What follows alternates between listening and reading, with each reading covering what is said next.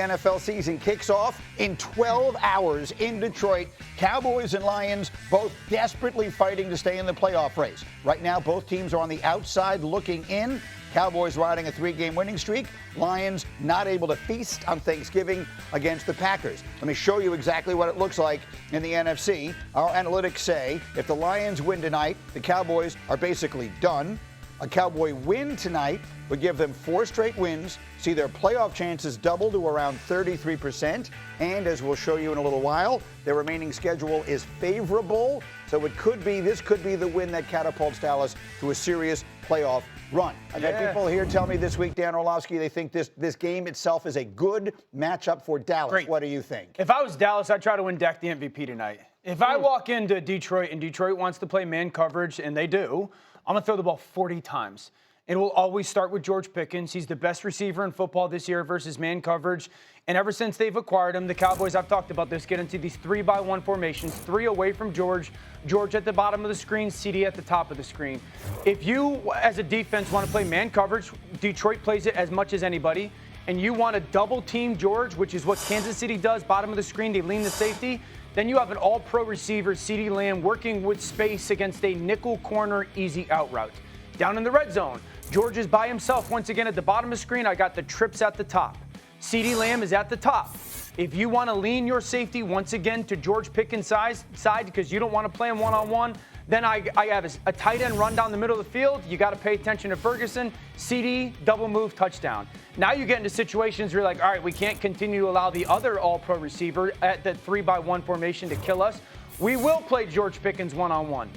This year versus man coverage, George one-on-one, 653 yards, 32 first downs accounted for. He's going to kill you in man coverage, Detroit, tonight. If that's the case, I would put Dak at the MVP right now at 3rd. I would throw it 40 times, and I would throw for over 300 yards. Dak cannot win the MVP unless they win this game tonight, because there's no way that voters are picking an MVP on a team that doesn't even make the playoffs. Right. And if they don't win tonight, they're probably not going to make the playoffs. The flip side is, if they do win, I think Dak vaults himself right into that MVP conversation. And if they do win, we've said this before, watch out for the Dallas Cowboys. Greeny's going to be chomping on his cigar, putting on his cowboy hat. If you take a look at their schedule here, down the stretch, if they find a way to win tonight, it is favorable. You tell me, down the stretch, if they wouldn't be favored to win every one of those 4 games, there they are. Their chance of winning are above 50% all 4 times.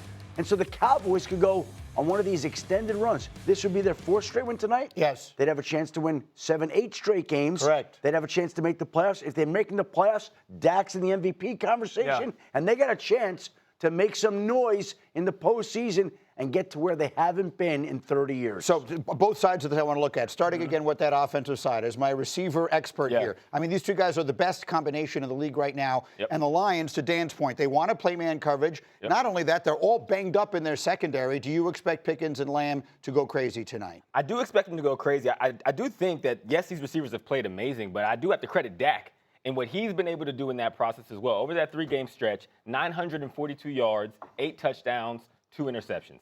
He's playing at an elite level. And when you watch in the game tape, Pickens has brought the element that we all dreamed of when they signed him in the offseason or traded for him. But when you watch Dak play with him, he has adapted to George Pickens' style, because George Pickens is always like, does he have the route detail? Can you counter him to always be in the same spot every time? You're going to see these highlights. You're going to see him run these slants. He might do a 1-step slant. It might be a 3-step slant. It might be a 4-step slant. Same play, different timing. He's just going off of vibes and what he feels on the field. And Dak is he's leaning on that back foot, and he's filling in whatever gaps that Pickens is doing out there. And it is the best version of football for Pickens to get to his elite ability that we've seen this season. So let me get the Bussin guys in on all of this. There's been a lot of Cowboys hype, a lot of bandwagon. Everyone is all in on them because it just looks like something different than it was before. Are you all in on this Dallas train? I've played this game before. I got all in on them right before they played the Denver Broncos. You got out? I got out. I was in a toxic relationship with the Dallas Cowboys. Do you want to come back in? I'm feeling myself coming back in. You see the addition of Quentin Williams and what it's done for that defense. Because what we've said all year is this defense, if they could just be labeled mediocre, then you have the opportunity to be a contender. With those two, with Quentin Williams and Kenny Clark, they have the ability to push the pocket, and you see the production from those edge rushers and Dante Fowler and Jadeveon Clowney. That is putting more pressure on the quarterback, which makes routes speed up, so it's helping everybody on the back end as well. It's turning this into a mediocre defense, so they win this game.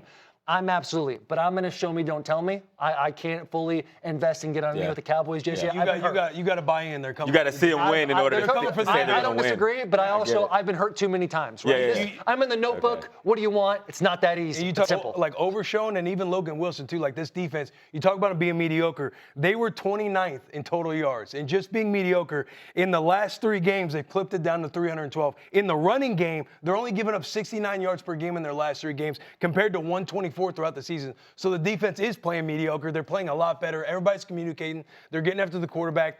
Dallas is coming. You got to get Logan Wilson in there, huh? The crazy thing is, Logan Wilson, dude. I said it a couple weeks ago. There was a linebacker competition happening in that room, and it was elevating everybody. Overshown was getting healthy. The back end's communicating a lot more. They're getting healthier in the back end. Dallas is. They're coming from the East. I only see one Lion on the screen. I'm just, hey, look, you're hearing it from Willie C right now. They're coming for the East. That's an insane pick by you, by the way. Yeah, Hawks flying solo. I'm okay with that. That's what I do. But that's what they do. The reason why I have them, I think Amon-Ra St. Brown plays. Okay. And I think what he does well is what the Cowboys defense struggles with. I should have asked that question hold on. first. But before I answer, why do you think he plays? Because that's Amon-Ra St. Brown. Right. It's not the way they've talked about the injury. And again, I have no idea. But we know what makes him special. He is a competitor. He wants to be out there, and he wants to help his team. And I think they run this offense through him. So if he can get out there, they're resting him for that reason. The Lions are beat up everywhere, right? Really quickly.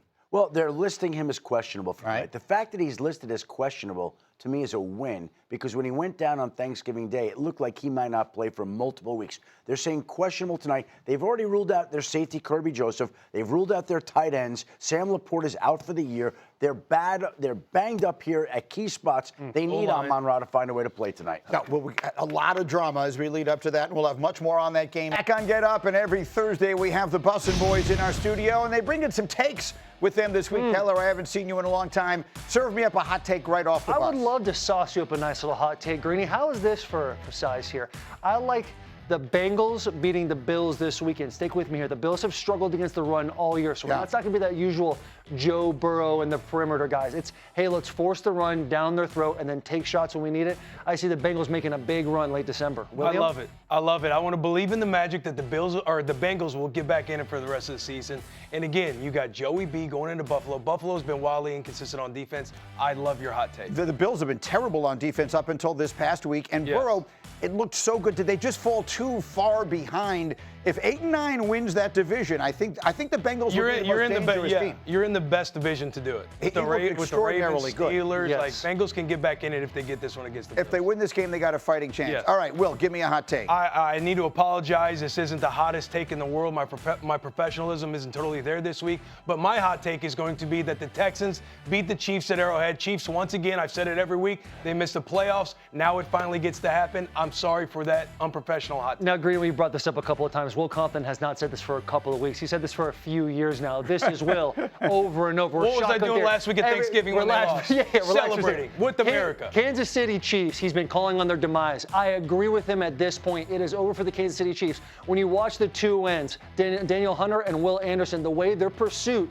to the quarterback is nothing like any other defensive ends we've seen. Patrick Mahomes is very good about extending plays and pushing the ball downfield, but with this relentless pursuit, I see them getting to them more times than not and making it very difficult. This is going to be a low-scoring game. Take the under, boys. This is that Texans defense that you're looking at on your screen right now. An interesting note, these two teams played in the playoffs last year. Kansas City was a 10-point favorite over the Texans. Here, 11 months later, they're a 3.5-point favorite at home. All right, one last hot take from you, Taylor Lewan. Now, this hot take breaks my heart because I love this man, Mike Tomlin. I believe him and the Steelers are going to part ways after this year. We've had this conversation for the last couple of years. Is it time to move on? I'm not talking about a nasty breakup. I'm talking about, hey, it's been great. Shake hands. I know we got a couple kids together, but they're growing up now. Let's move on. We've done great. Let's love each other from a distance at this point. 19 years. I mean, it can't go on forever. Do you think it ends after this season? What I hate about it is this has been a conversation for the last several years now. But the fact that we're talking about it right now when they're still sitting at the top of the division. Crazy. Tied with the Ravens. They got a big in-division game this weekend, and that's the conversation. I think that sucks. However, I do agree with you. Steelers-Ravens this weekend probably decides the division.